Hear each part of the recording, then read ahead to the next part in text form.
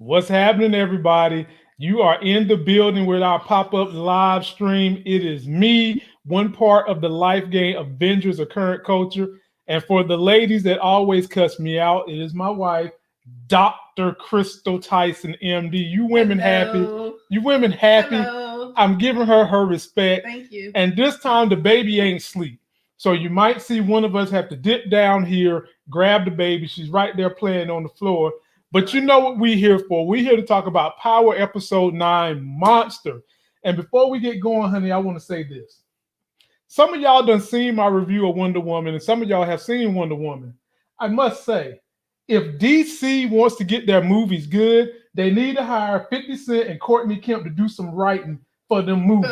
Because this TV series is way better than what Wonder Woman the movie was. And if y'all want to get your chips up, get Courtney Kemp and 50 Cent to do some writing for DC. That would help them out because they have proven that they can carry a story with someone we hate. We hated Tariq. Oh, goodness. Yes, we did. And they put such a great storyline around him that we're intrigued. You know what? Last week I said that Power just seemed like it was just something to do. It didn't excite me anymore. But they made me eat my words this week. This was a really good show. And I hope you ate this them with a really good show. Did you eat it with a side of mustard? I had sweet potato pie. Okay, yeah, that's what she ate it with, side of sweet potato pie. And the other thing my wife has done that has upset me, ladies and gentlemen, it very upset me. First, she started this rumor about Carrie being Professor Lock and Key.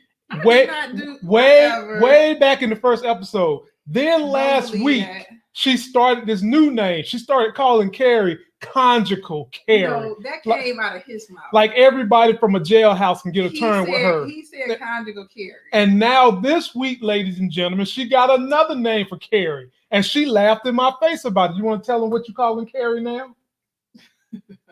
Go and tell them. Scary Carrie. Now she calling her Scary Carrie. And we will she let Monet punk her. But anyways, go. Ladies and gentlemen, we always start these reviews out by showing you a little bit of the action that helped shape the show. And this is the clip I got for y'all. Someone me and Larry predicted from episode 1 of our review, this brother would die and his ass is dead. We agreed to kill Tariq. Why would I help you now, King? Drew got shot. Monet wants me dead. We need a dead Tariq tonight. With you gone, she now needs me more than ever, so Tariq is not a problem for me. You think Monet hates you now? Sorry, done, nigga.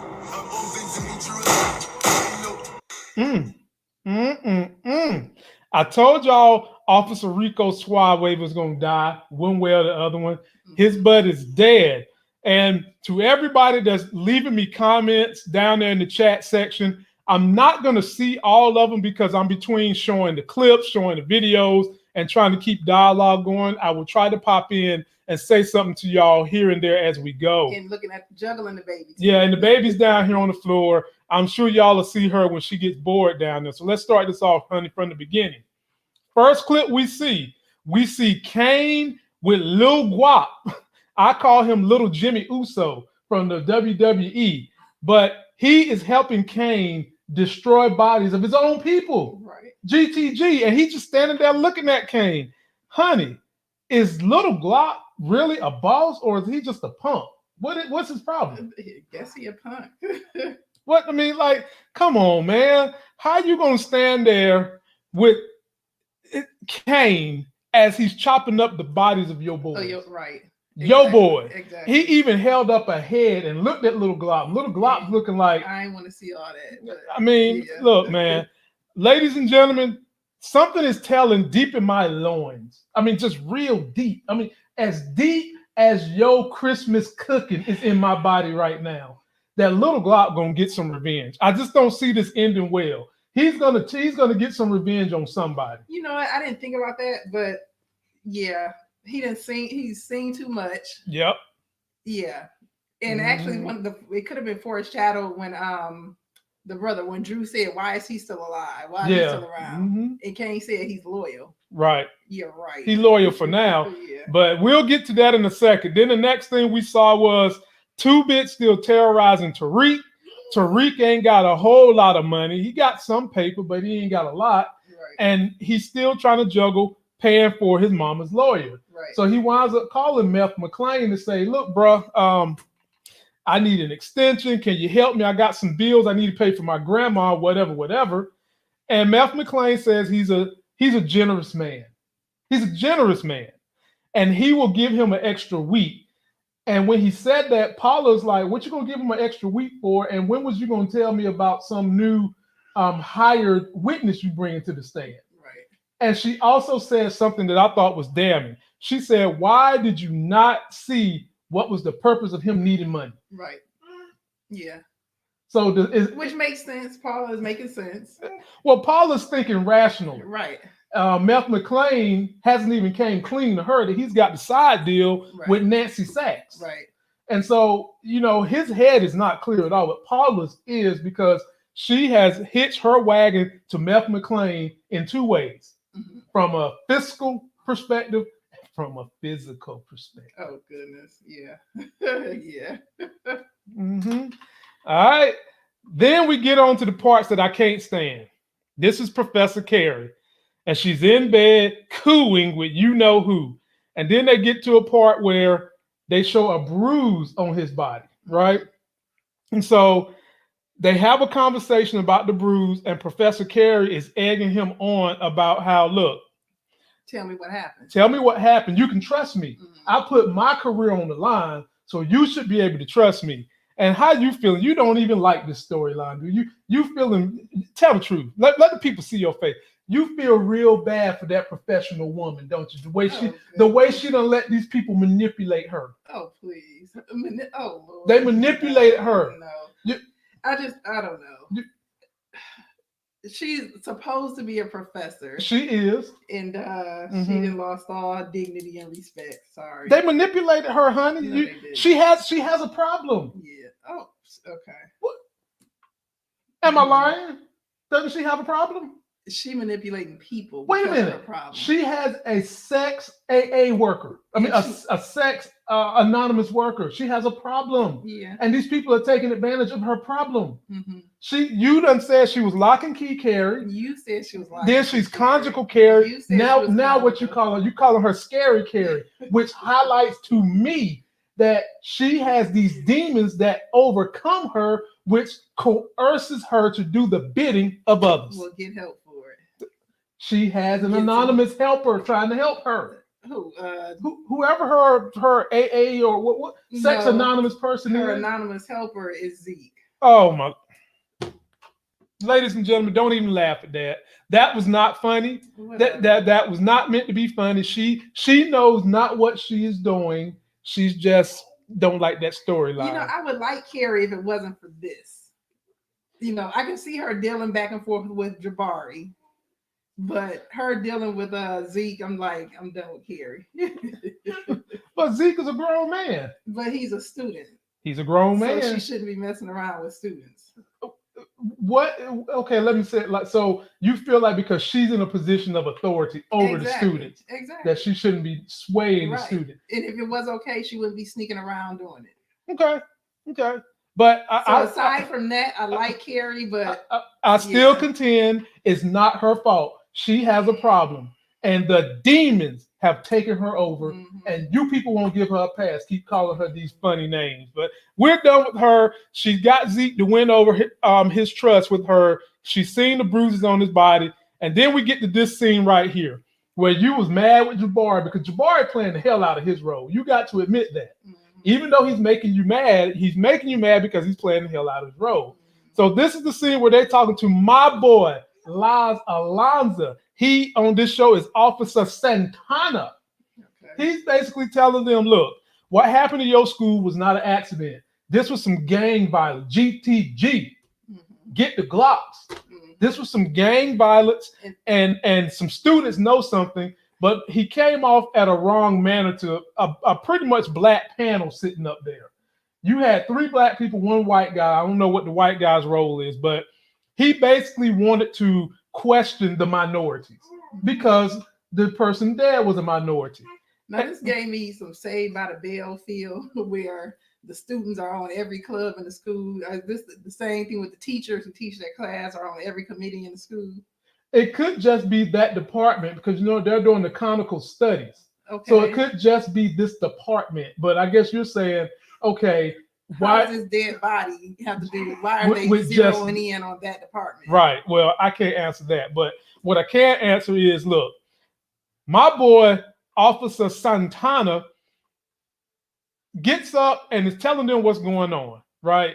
And basically, they was like, "No, we're not about to let you racially profile the school." Mm-hmm. And we learned that Professor Carrie was a former attorney, mm-hmm. a prosecutor. Mm-hmm. So she knows the ropes. So she suggests to Officer Santana, look, if you go to these people like this, they're going to probably be real close. So you're not going to tell you nothing. Let me have a private forum with them and just kind of let them know it's okay to tell me the professor. And so Officer Santana is giving her good dialogue. He's looking her deeply into her eyes like this. And then who jumps up and tries to cop block? Too tight, Jabari. Professor Plagiarism is like, I can help out. Don't nobody look, Jabari. If you looking at this, because I know a lot of people watch my power. If you look, don't nobody want your help. How are you going to plagiarize this? Are you going to make up a story? You're going to have some kid come in that ain't got nothing to do with this and lies. Nobody wants your help. And Alonzo kind of looked at him. This is the look he gave him. Look at that. He's like, bruh, I don't need you to keep answering for Carrie. Mm-hmm.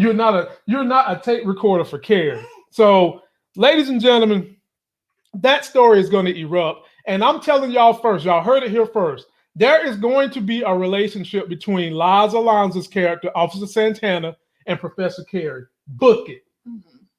Book it. And Jabari going to be hot. He might fight somebody over this before we know it. All right. Then we get on to the scene where we've got Monet and Reek. And Reek's supposed to be picking up his drugs. And instead of getting his drugs, Monet gives him some cocaine that they done took from Rico truck. Right. And, he's kind of looking at this like, what am I supposed to? I want my product. And she basically telling him, look, use course correct because course correct ain't hot on the streets right now. How you feel about that, honey? He wants her to use course correct to do, yeah. To push it how he been pushing his other drugs. That's what she wants him to do. And right. Reek really ain't feeling pushing the cocaine for whatever the reason. Yeah. But I guess what choice does he have? He's gonna have to do it. And Monet's on this tip. She don't want nobody to say Kane's name. I mean, what is she, Destiny's Child? Say my name, don't say my name. What difference does saying his name make? Come on, man. It brings up the pain, the deep pain that she feels from having to banish her son. Well, I can't tell based on her acting. I don't see no emotion in her face. I can't tell nothing. She's crying on the inside. Mm-hmm. Then we see Tasha in jail because Tariq had to call her, letting her know all the issues going on with him. And she really don't trust Monet. She's kind of feeling like Monet had to hit stage for them, even though Tariq is telling her that's not how it was. And she wants Tariq to lay low. Honey, how did you feel about Tasha still not trusting Monet, thinking that it could possibly be a trap? But then Reek, tells her, look, it don't matter. I got my business. I'm gonna get you out of jail. I mean, she don't have a reason to trust Monet right now. Mm-hmm. She got her little baby running around the streets trying to help bail her out, and she just know this other lady had the son of this other lady was chasing after him. So why wouldn't Monet have anything to do with it? Yeah. So I mean, she's being mama bear like Sarah Palin. I ain't got no problems with that. Then we get on. They're back into the conjugal studies committee. This classroom with your girl Brew, whatever her name is. Is it Brooke? I cannot remember her name, but I love her. The budding rapper, Brewkeisha. Brew something. Sorry. Anyway, I'm learning. So the title. Brewchandria, whatever. The title of this episode was The Monster. So they're talking about Frankenstein being a monster and how did he become a monster. And in this exchange, the nitty-gritty of this was you had an exchange between Tariq and Lauren where Tariq accuses Lauren of bringing up his mom as being a monster because she's in jail, when really he's the one who let his mama name come out of his mouth, not hers. And she took an opposing position to what the class was saying in terms of, You know, class was saying that Anglo-Saxons have put people in slavery. They took these lands from the Native Americans. I'm paraphrasing here. They the real monsters. Yeah, they the real monsters. But when black people decide to retaliate for being done wrong, we get made to be the Frankenstein. And Lauren takes the tack of, well, some people need to be put in jail. And that's when Reek start popping off at the mouth. Touched the nerve. Yeah, it touched the nerve in Reek.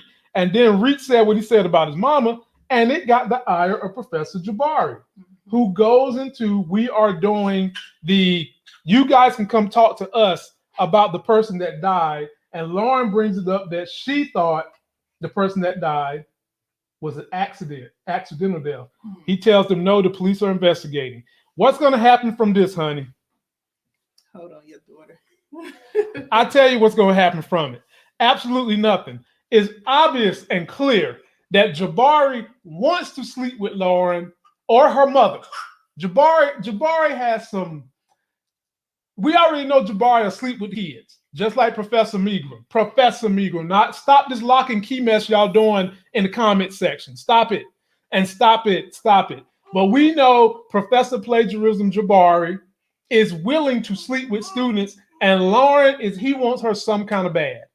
But with everything he knows about Tariq, and Tariq trying to push Lauren away, I can easily see Professor Jabari trying to come in and be Captain Saber Girl from Tariq. Now, do I think he's going to help the police? Not really, because he can't let nothing happen to Tariq. He needs Tariq to finish writing his papers. He's still trying to figure out who is smashing Professor Carrie. And look who we have. We have a baby L sighting. Say, hey, baby. Say, you get tired of being on that boring floor, huh? You here early this time. So that's what I think is going to happen with Jabari, and the significance of them keep bringing up how much he likes Lauren. And then we get to this right here. At Tasha's jailhouse, they go through a raid. And this guy pops up at her jail cell to say, give me the phone. And Tasha realizes that she has been being watched by this guy who works for the Tejadas. And I've been told y'all, this chick right here wants to smash Tasha. She's the warden. I've been told y'all she wants to smash Tasha.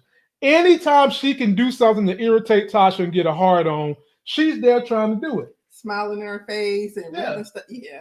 So she got it out for her. So I think at some point in time in the end, they're going to let Tasha either slap the fire out of this woman, or they're going to have an altercation. Something's going to happen for Tasha to get out of this jail with this woman. Yeah. And I'm here for it. Definitely here for it. Then we get on to this right here. As soon as they get from that, we cut to Stephen Ottman. He found out that Cooper Sachs is the one that ordered that raid on Tasha's jail cell, saying that he heard she had contrabands and contramands and all kinds of stuff in there. Right. And he calls Cooper Sachs an absolute effer. Can't trust him. Well, is he not? Who? Cooper Sachs? Right. No, Cooper Sachs getting better. Okay. He getting better. He didn't find what he thought he was going to find.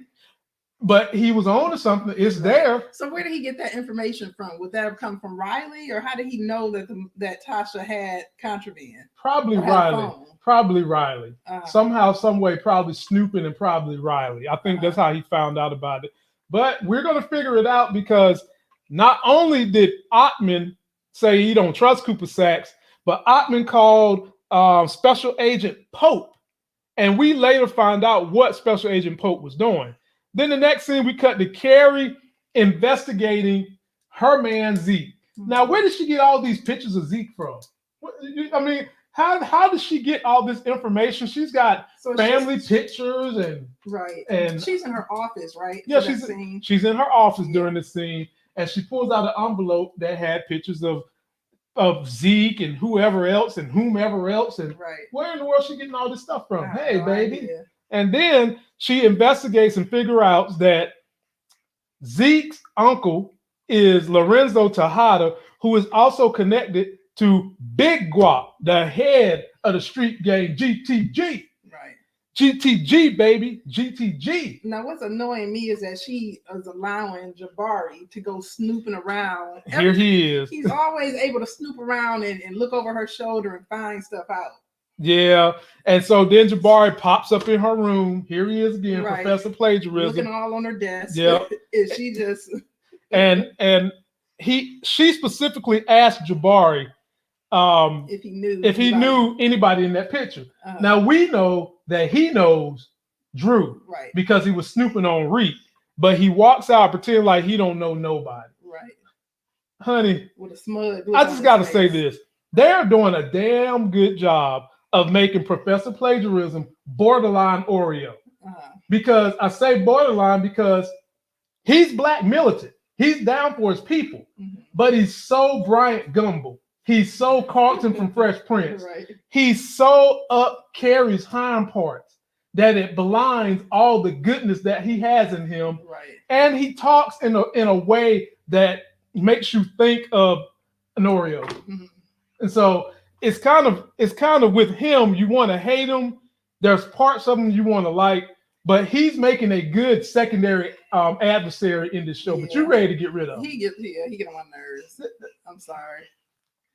Maybe they were able to make Tariq redeem himself with the audience. Maybe there's a way to redeem Jabari, but right now there's always a way. Good writing trumps everything. I'm not feeling the professors at this college. What? Professor Carrie is innocent. Like I said, I'm not feeling the professor at this college. Professor Carrie is innocent. Oh wow, she don't care about. Right. Go next. You hater. You're a hater. All right. So now we get up here. We up here at Little Glop spot. I think this is Little Glop spot. Drew rolls up on Kane. He confronts Kane because Kane done took all the corner boys that they usually have with the Tejada family. Right. And he's blasting them like, bruh, what you doing? We got to do our thing. So Kane is just basically telling Drew, like, she's replacing us and she's going to replace your ASS too. Why don't you come roll with me? Then Little Glock pops up. But before Little Glock pops up, we see his girlfriend eavesdropping on that whole conversation. Yeah, now they zeroed in on that. And I'm wondering, like, how are they going to use that later? Like I told you. I already done told you. At some point in time, Little Glock is going to turn on Kane. I don't. Little Glock. No. Little Glock looked like Jimmy Uso. So I'm going to start calling him Little Uso. Little Uso Glock got told by his girlfriend that they having this side conversation. Drew asking him, why you ain't take care of this N-word? Right. So what do you think? I'm telling you. I already need to ask you what you think is going to happen with Little Uso. Little Uso going to turn on Kane. Right. I just don't know when it's going to happen. Yeah. And then when they're done with that conversation, Drew goes home, tells Monet everything that happened. And Monet wanted him to kill Kane. Crystal, come on now. And he looking at her like, are you serious? Come on now. If he would have killed Kane, she would have been hot. She pretended like she wouldn't have been hot, like he should have killed him. She would have been mad. She would have been mad at Drew. I don't know if she would have tried to kill Drew, but she would have been mad at Drew for a little while. Because if she was so far mad at Kane, there was a situation later on in this episode, we'll get to it, where she could have took some punishment out on Kane if she wanted to, and she did. She didn't. All right. So after they have that house discussion, a scorned woman always know the evidence. Meth McClain pops in there with Paula to tell Tasha that they have hired some kind of an expert witness. Paula didn't really know anything about it. And Tasha seen the way Paula touched hands with Meth McClain. No, Meth grabbed Paula's hand. And Tasha sat back and she knew exactly what that meant. What did it mean, honey? It meant that she let them know later. I know y'all smashing, basically, is what she said. Well, the whole purpose of that meeting was Tasha was trying to get Meth McClain to remove her from where she's at because that warden is just harassing her. And he's basically telling her, nah, I can't do that for you. It's, it caused too many issues, blah, blah, blah. And she's sitting back, collecting all the tea, sipping all the tea, watching all the hand holding going, all the hand touching, and she touching the hand with the ring at that. Fellas, let me just tell y'all something. If you're married and you wear your ring all the time If you're going to have a woman touch your hand, it cannot be the hand with the ring on it.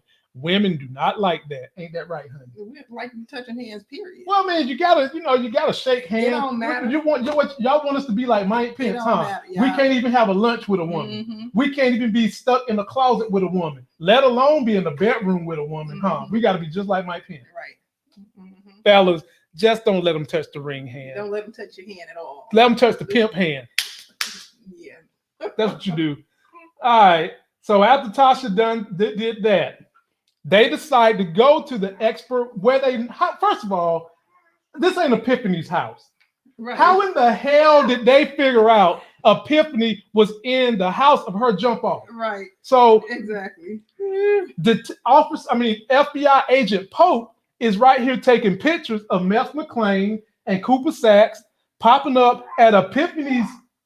It's not even Epiphany's house. It's Epiphany's place of dwelling from her jump off, who is married, who's on vacation. Why he on the So it's boy, her house right now. Boy, let me tell you something, honey. They call the chick Dr. Honey. In order for a man to risk a house like that with his wife and let the jump off, she must be clapping some good cheeks. Mm-hmm. She must have an oasis down there. Okay. I'm just saying. Okay. I mean, that's a lot of risk. Yeah. Look at the size of this house. I mean, and then she got the nerve to be upset that she didn't have her good wig on because she think Method Man is hot. Right. And Cooper Nancy Sacks is going to think that she was talking to him. Mm-hmm. Long story short, when they get in there with her, they basically want her to come to the witness stand and say that she seen Tariq at the daycare working. Now, she doesn't know is Cooper Sacks is just really trying to turn her against Reed because he wants Reed. Right. Both of them really want Reed. That's what they want. So they trick her into thinking that she's actually helping Tasha. Right. When in reality, I guess Sacks is going to use her for whatever he needs to use her for. Mm-hmm. Yeah. Yeah, man. Dirty. Then we get on with this clip that was right from the trailer. This is cocaine, ladies and gentlemen. If you followed my trailer review, they acted like Trace's brother had something to do with this when he didn't. This was Tariq. Tariq is showing Braden the cocaine and saying, we've got to move it. Braden suggests to him, why don't we go to Yale, let Effie help you out where they'll pay triple the value. So, and in the process of doing that, Tariq also lets him know that he lied to him. We thinking that Tariq going to get him straight and narrow, but he lied to him. He tells Braden that the guy that was killed in the pool was done by Kane. Damn, Reed. So be more careful. Now, wait a minute. Effie goes to Yale. Effie's at Yale. Are they supposed to be? Where are they at? In New York? Yeah. Okay. Does that make it seem like Effie is like right up the road somewhere? Ain't Yale in New York? No, Yale is in New Haven, Connecticut. Well, New Haven, Connecticut is right up the street from New York. Is that easy to get to back and forth like that? Yeah. There's people that live in Connecticut that commute to New York City every day. In Connecticut? Yeah. You sure? Absolutely. Okay. Absolutely. As a matter of fact, let me check my comment. Muchella and my people that live in New York, how long does it take to get from New Haven, Connecticut to New York City? It can't be no more than like an hour and a half. So Effie's traveling across state lines and stuff, getting on with all this cocaine. Yeah, because she says to them later on that she's a monster. You know, so what? I mean, and monsters do monstrous things. Okay. You know, I mean, well, we'll see what Muchella and them say. Yeah. That seems Somebody said 57 minutes. Someone said an hour and 30 minutes. That's it? Yeah, okay. That's it. I tried to tell you. All right. Yeah. All right. Another thing, I'm surprised they actually named a real university. Yeah, what's up with that, y'all? So they go to Stansfield, it's made up school in New York. Is somebody from Yale gonna get up here and call stars and be upset? Don't be using our school for drug paraphernalia. Right. Now here we go back to the storyline I hate the most. Here we go. We got Eddie Winslow Bellamy sitting on the couch with Professor Carrie. Basically, Professor Carrie is grilling Zeke about his uncle because she know everything now. And he's basically saying my uncle in jail. He don't know nothing. I don't know nothing. Right. And she is finally able to get him to start talking a little bit. A little bit. Honey, I've always told you, panty draws over family. He gonna sing like a mockingbird sooner or later, and probably the family gonna have to take him out. That's what's gonna happen. I'm telling you, like it is. At some point in time, the panty draws is gonna win out, and Monet or somebody in the family gonna have to take him out. He's their meal ticket, though. And I mean, he's their meal ticket. He's gonna take them to, their claim to fame. not if he put him in jail. I guess. I mean, the only meals they're gonna be having is square boxes. Right. He put him in jail. No. Then we go back to Paula. She shows up to talk to Tasha. And Tasha put her on notice. How did Tasha put her on notice, Crystal? And let her know that I know what y'all up to. What they up to, Crystal? She messing around with a married man. And she said, you dumb for doing it, because look at me, I'm in jail. Angela dead. Angela dead. Yeah. Exactly. But, exactly. It made her think, because she did start doing some digging, and that's when she revealed to Tasha that Dr. Epiphany was going to be the star witness. And Tasha had to let her know. She ain't no damn doctor. She's a stripper. Right. And that's when she started thinking, oh my God, this married man lying to me. This man told me she a doctor and she a stripper. And that's when she did some digging. And what did she find out? Tamika and Cooper Sacks, she just was highlighting that she can look on her phone and find information quickly. Right. So she let Tasha know about Tamika and Cooper Sacks. She pretty much, told Tasha about what's going on with, I guess, what she assumes is the back and forth between Cooper Sacks and Meth McLean. Yeah, and this is also the scene when Tasha told her to send a message to Tariq and tell him to treat Epiphany like they did Slim. Now, I couldn't remember who Slim was. Yeah, y'all folks in the comment section, if you can remember back, who was Slim? All we remember is that Tommy was trying to find Slim because he thought Slim was going to hurt Tariq. Yeah, he thought. Now, was Slim? So Tommy confronted. I think Slim was one of those three dudes that Tariq was robbing houses with. Remember, there was three guys Tariq robbing, and one of them was trying to get Tariq because Tariq had bounced on him early in one of those robberies. That's why, I think so. But again, if y'all know who Slim is, please. Okay, everybody in here is saying Slim is Kanan. Slim is 50 Cent. Slim is Kanan. So Slim was Kanan. Goodness, okay. So there you have it. And we all remember what happened to Kanan. Right. So she basically passing a message through Paula to have Tariq put a hit out on Epiphany. On Epiphany. And Paula didn't get suspicious about that. Well, we'll get to that in a minute. So now we got Ottman, who had someone follow Cooper Sacks and got pictures of them popping up at somebody else's house to get Epiphany. At this point in time, he knows that Ottman has figured out that all they're trying to do is have a backhanded deal to get Tariq, and the DNC needs Tasha to stay in jail. Right. That's what they need. So at this point, Ottman is so mad, he's like, I'm going to use these pictures, and I need you to take down Meth McLean. Right. So he wants a 2-for-1 now. Yeah, he wants a 2-for-1. Not only is it going to make them look good to take down Tasha, right, but also Tariq. Right. And Meth McLean.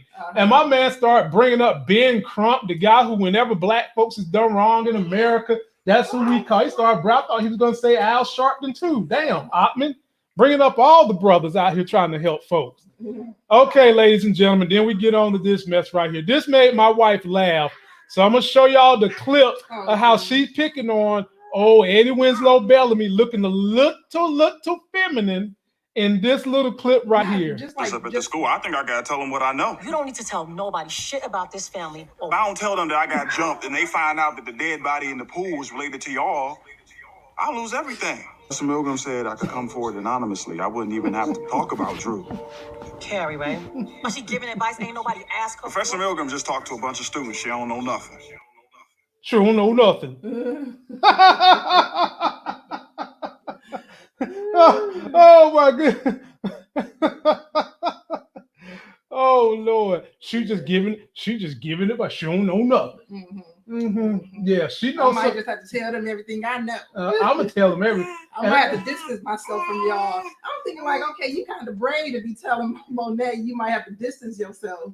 If that's what you're gonna do, you do it on the low. Don't be just with your bold face just telling her to her face that's what you gonna do. Honey, he's whipped. Oh goodness. He's in aisle 7, Ready Whip, Food Line, Piggly Wiggly, Walmart, grocery, wherever you get your fresh fruit product from. His like butt a is straight in there. up crybaby in that scene. He is. Yeah. And y'all was thinking that he could beat Jabari. I told y'all from day one, the way he is whipped, they ain't beating no Jabari. They got into a fight. Jabari whipped his ever-loving butt. Crystal, that's coming to a head. I'm telling you right now, you already see what I've been telling you for 11 years. Panties over family. Every time. Especially when they good old panties like that, them cougar panties.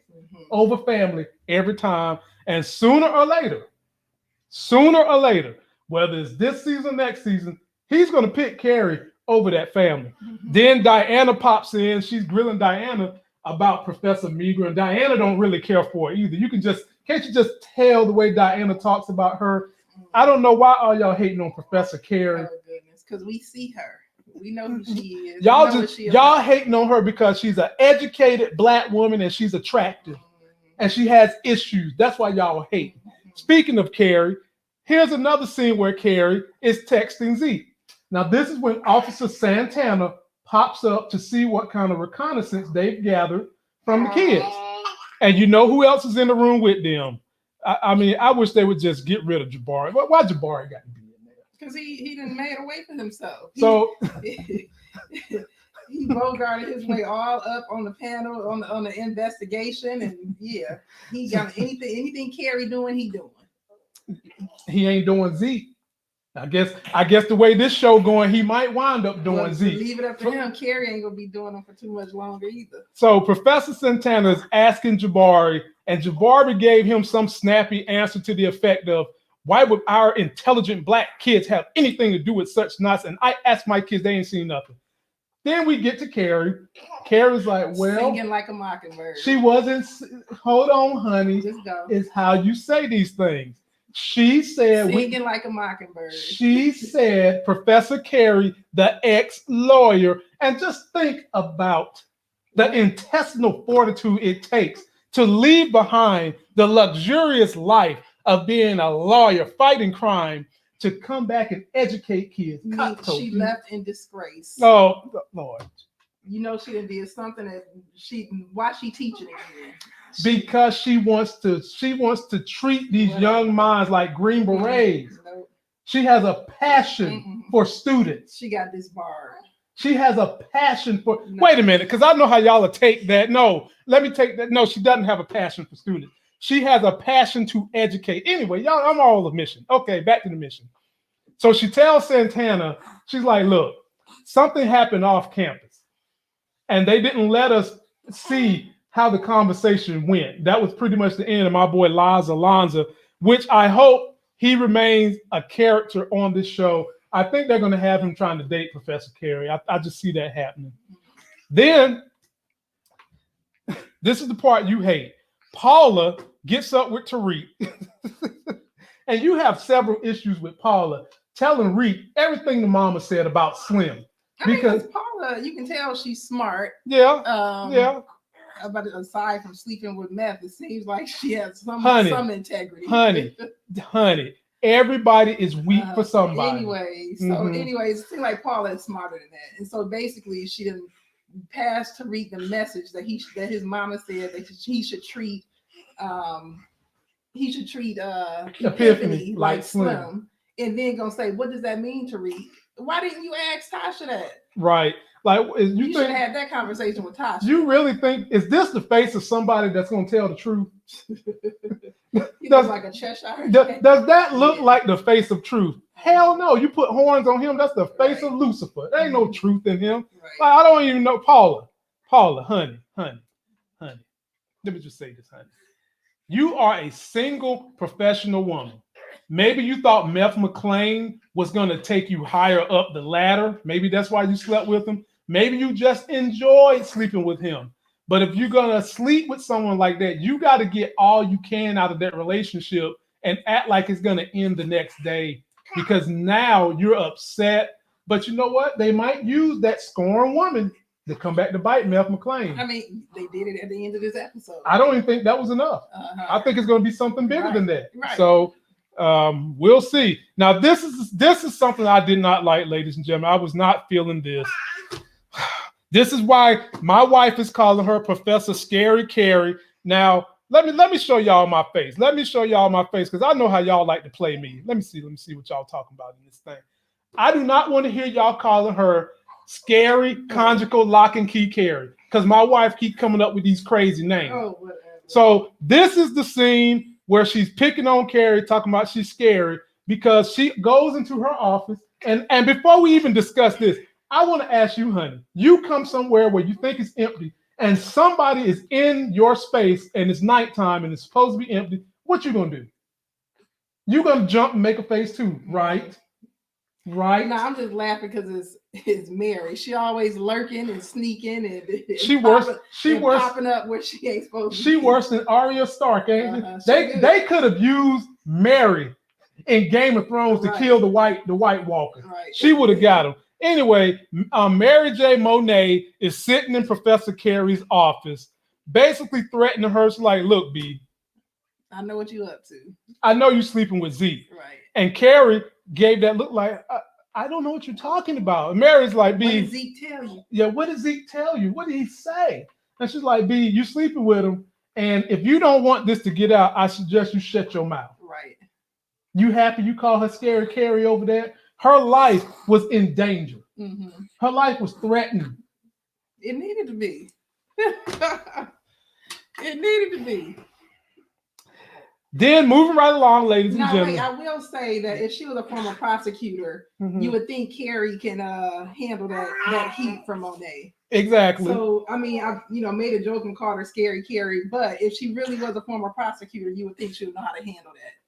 So we'll see. She's gonna team up probably with Meth McClain or something, and she's gonna handle. Who they've already said that she knows, and we don't know to what capacity and what the relationship was like. I guess we'll find out.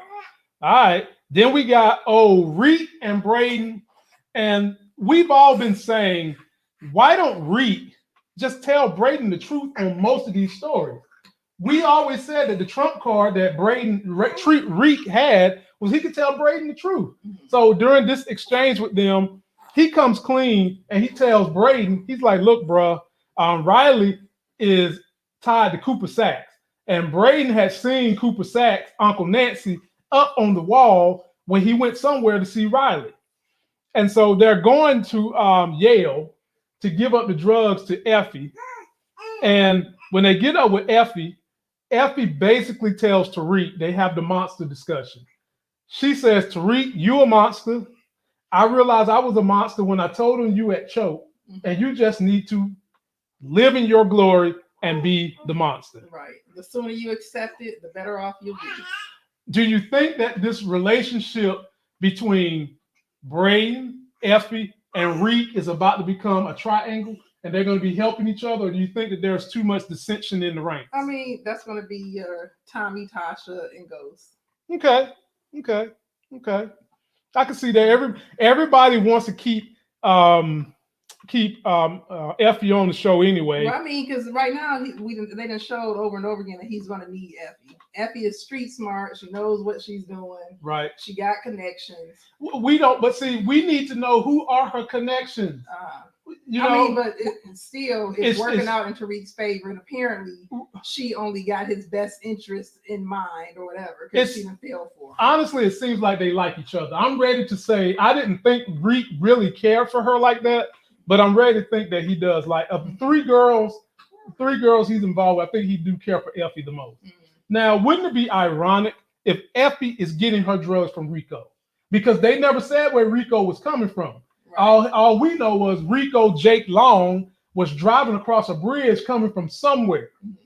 Maybe he was coming from the Connecticut area, and maybe that's where she been getting her drugs from. So we'll pick up on that as it goes. Next scene, Tariq pop up over at this crib where Epiphany's at. And I would love to know whose crib is this. I gotta know. Please let us know, Power. Tell us whose crib it is. It don't matter. It's one of her boo things. Hey.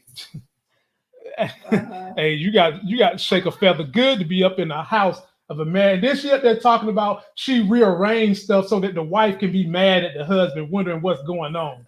She said like it. Boy. Anyway, Tariq show up there with every intention of doing her the same way he did Canaan. Every intention. But he seen something with her baby, and then he pulled a ghost. Instead of killing her, he did the same thing his daddy did, right, which was pay her to go away. Is this going to come back to bite him in the butt?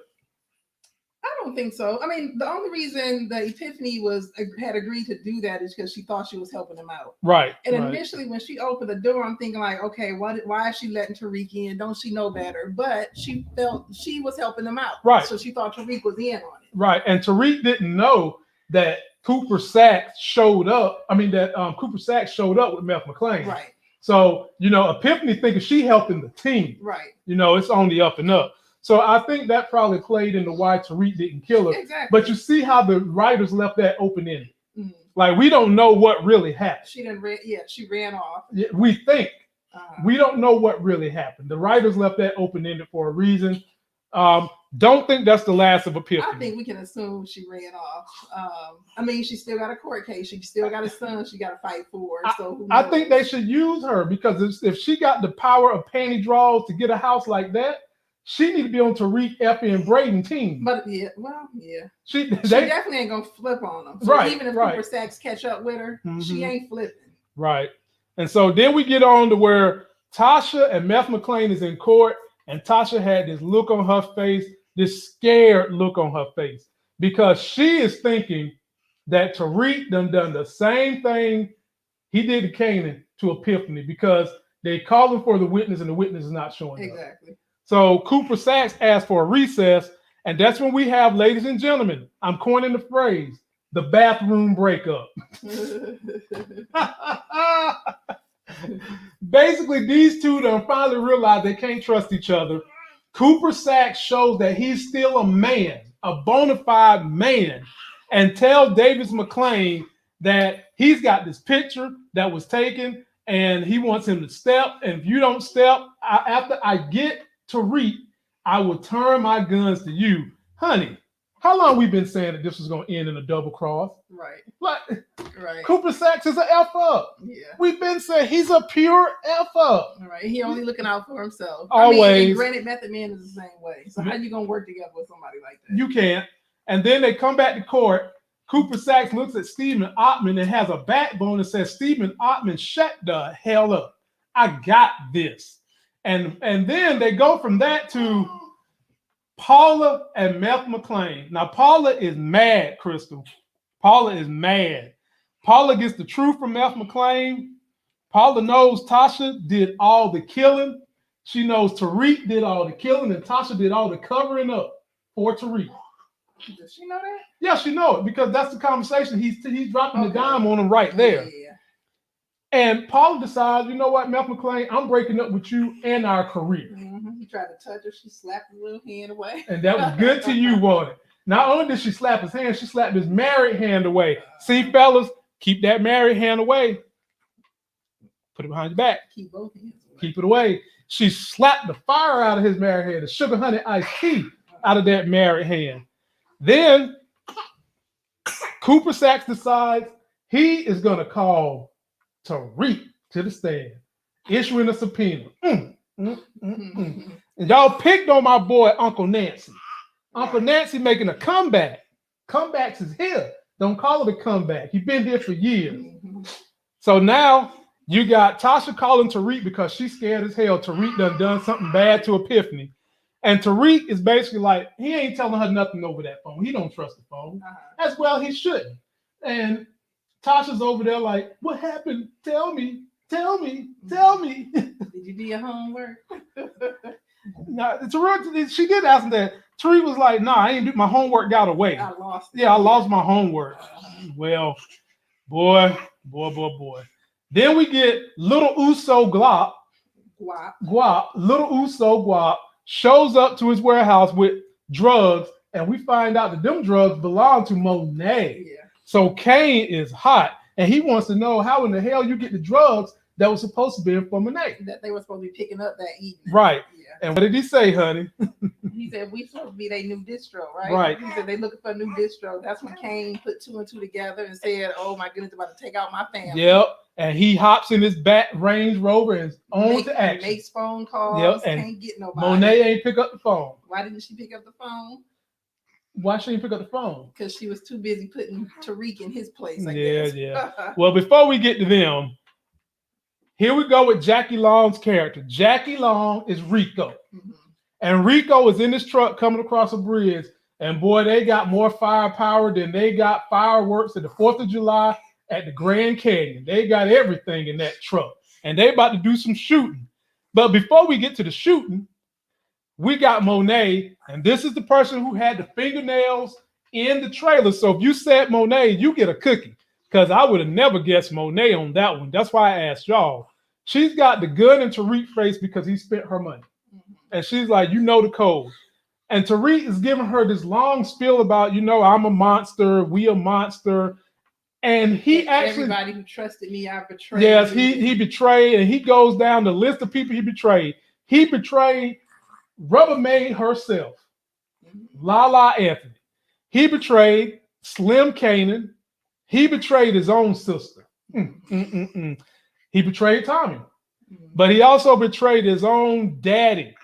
And he also admits to Monet. Yeah. And then she's like, what you say about your daddy? And then the next thing we know, gun spraying is going. I mean, it's spraying, boy. What was the point? That's the thing. I didn't understand what was the point of him going down that line of he's a monster. saying I can't trust nobody. Nobody can trust me. So why are you saying that to the person you're supposed to be teaming up with? Do you feel like he went there to die? I don't know if he was going there to bait her or what. Because before he went, he told his mother he told his mother that he wasn't gonna have to testify, right, or something. Yeah, but I think that's because he's planning on getting Tamika. I think that was already baked in. Okay. But it kind of begs you to wonder, was Tariq planning to die in that moment? Because what was the point in him giving that speech? Right. Now, Diana was trying to save him, but Diana's in love with him. Or did he know that Monet didn't have the guts to pull the trigger and he feel like he was going to come out of it anyway? Well, I mean, you don't know that for sure. But why say that? That's what I want to know. Was he planning on dying?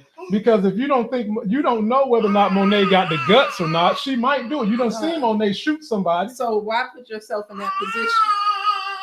Did he plan to have the GTG? No. Tariq ain't got nothing to do with no GTG. So the only reason he did that, I think, was he didn't think Monet was going to do that. I don't know about that. There's a risk associated with that. Maybe he was ready to die. But that's a good question. Why would you try to go on some moral clout in that moment? I don't know. But the minute they go through that, ladies and gentlemen, it's the minute the gun spraying start laying. I mean, these guys was pulling out guns I ain't never seen before in my life, laying down the lumber. But here's the problem that we got with all the gun spraying. And of course, why in the world Drew trying to get up, talking about, I'm gonna get a gun, then he gets, sounding like Prince. Hey, you about to run off. Ooh. Wouldn't you stay down? Yeah, what you doing? Like, what are you doing, Drew? So you would think he would get up and scramble on the ground to get to where he gotta go. He gets up and runs, which I ain't even have to try to explain that one. That was a Prince move. That was I'm wearing a blouse like Prince move. That's what that was. And as they get done with the shooting, look who pops up and try to save the day. But here's the thing: if you some real gangsters, here we go with Rico and his crew. If you're a real gangster, ain't you gonna get out, go inside, and make sure the bodies is dead? Exactly. Right.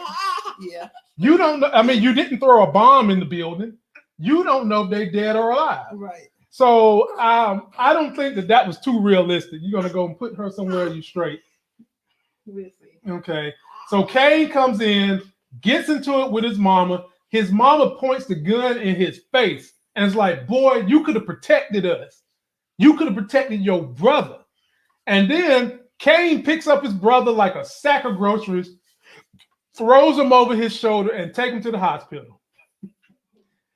But before we get to the hospital scene, you got Paula meeting up with Tariq.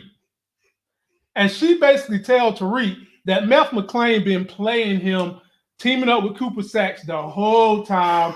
She shows Tariq the video, ladies and gentlemen, that Cooper Saxe took and lets Tariq know.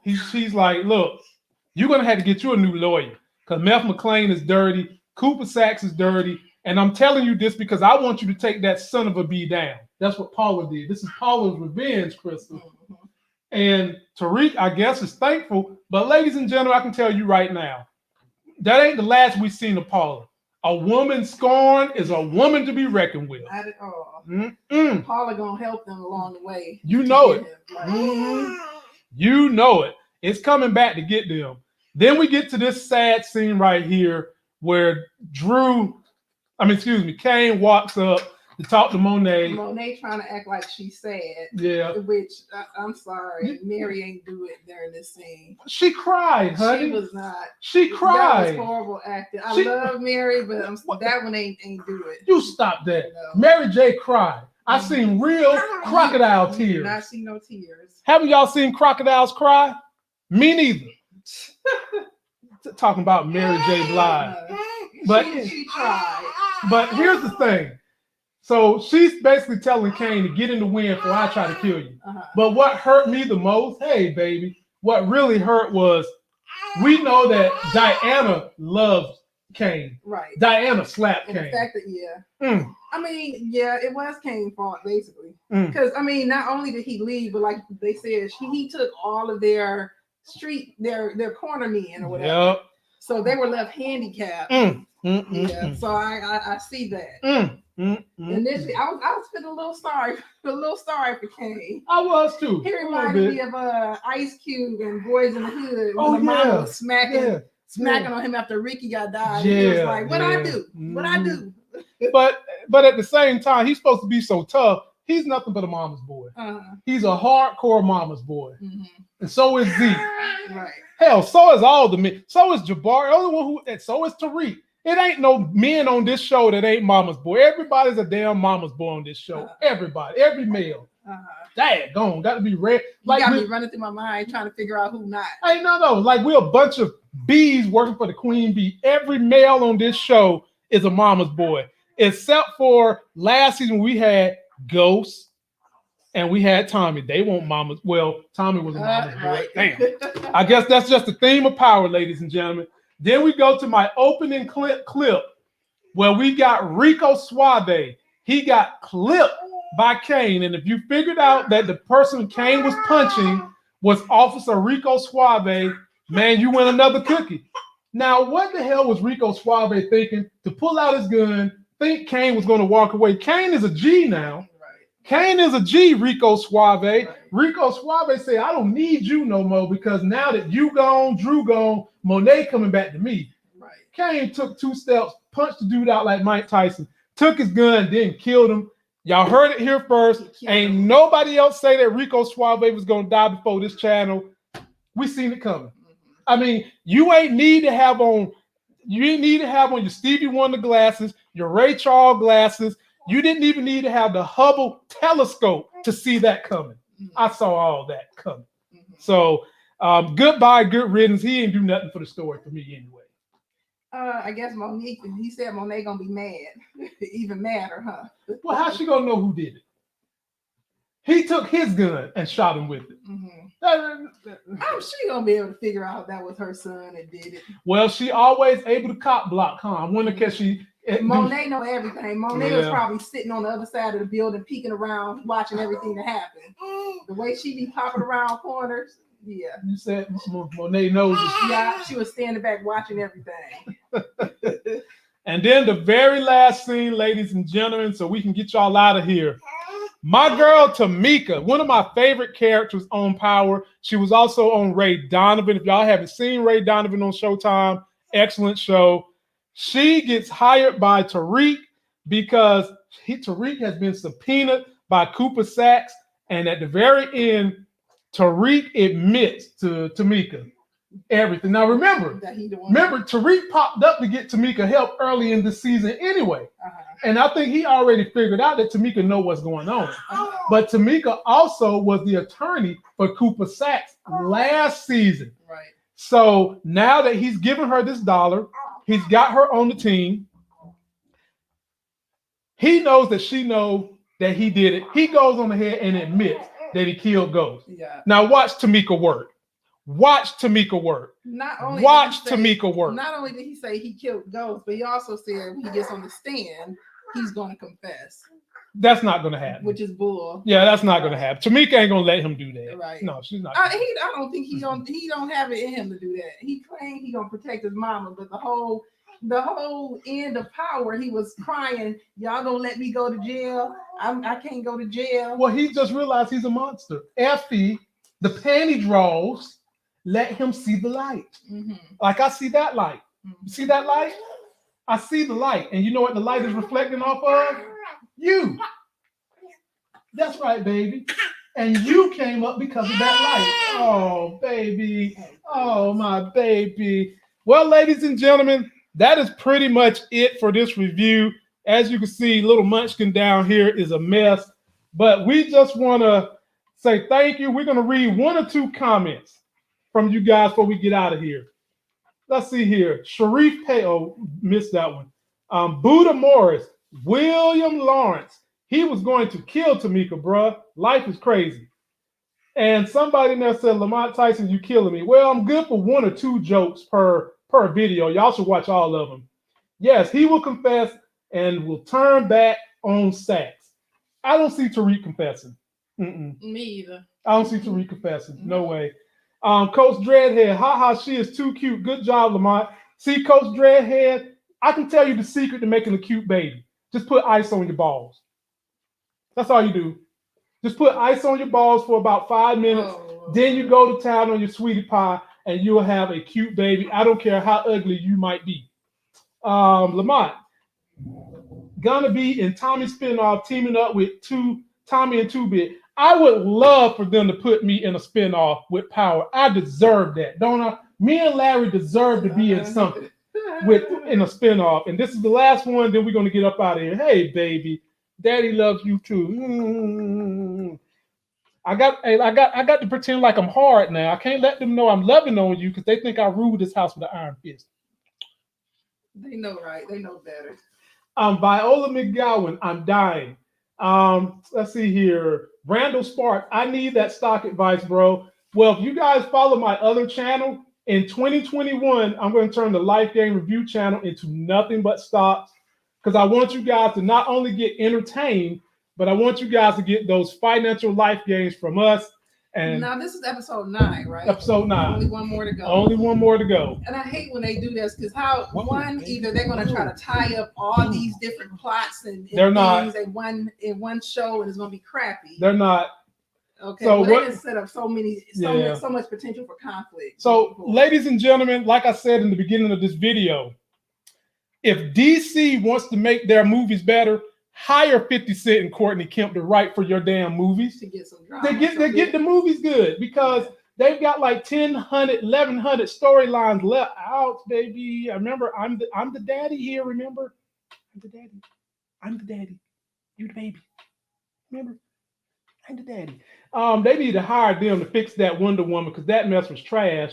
But with all these storylines, ladies and gentlemen, this is going to go on for at least 3 seasons. So they're not going to wrap up everything next week.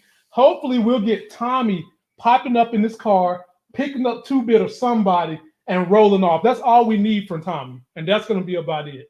But honey, any closing words? Because the baby is making me look like I'm not the man around here. Like you run everything. I mean, this episode was really good. It was good. I hadn't checked out, but I just didn't get excited about this series as I did with Power. But they proved you wrong, didn't they? This episode definitely drew me back in. Mm-hmm. Yeah, sure did. So having said that, ladies and gentlemen, I will be dropping my trailer review tomorrow around 2 p.m.ish, and we will be going live tomorrow night with Pairweight, the Living Legend Larry, T-Streams. And then I will start getting my channel ready for stocks So if you haven't subscribed to the Life Gains Reviews channel and you want to stay up to date on the latest financial information about stocks, real estate, and the best consumer moves, go subscribe to that one. And that's going to do it for this video. Thank you all for coming. Don't forget to like the video, comment, subscribe to that next Sexy as Hell video. We'll see you.